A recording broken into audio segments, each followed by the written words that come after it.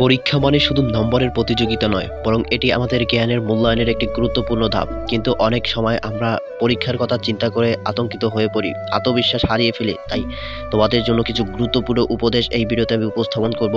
কথাগুলো সম্পূর্ণ শুনে যাওয়ার অনুরোধ রইল। নাম্বার 1, সময় ব্যবস্থাপনা ও পরিকল্পনা। পরীক্ষার আগে একটি ভালো রুটিন তৈরি করো।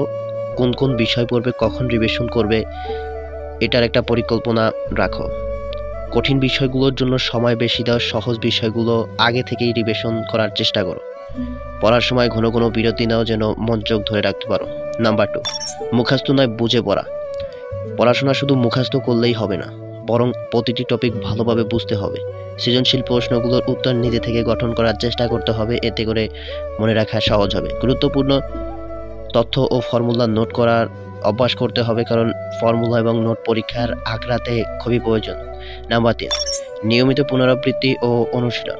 পড়া ভুলে যাওয়ার আগে রিভিশন করো। বিগত বছরের প্রশ্নগুলো সমাধান, এতে প্রশ্নের ধরন বুঝতে পারে।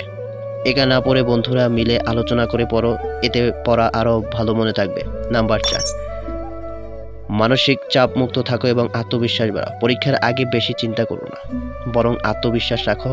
পর্যাপ্ত ঘুম খুবই গুরুত্বপূর্ণ।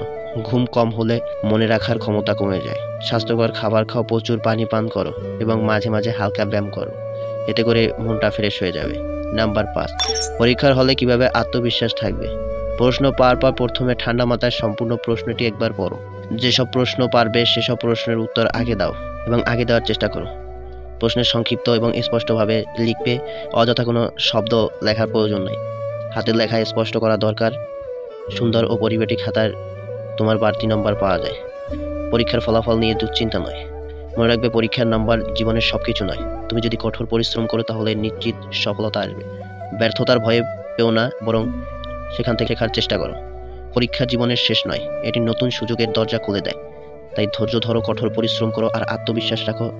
সাফল্য তোমার হাতের মুঠোয়। সকল শিক্ষার্থীদের জন্য রইল শুভকামনা। এরকম আরও সুন্দর সুন্দর মোটিভেশনাল এডুকেশন রিলেটেড ভিডিও পেতে চাইলে আমাদের এই ছোট্ট চ্যানেলটি সাবস্ক্রাইব করে সাথে থাকতে পারো। ধন্যবাদ।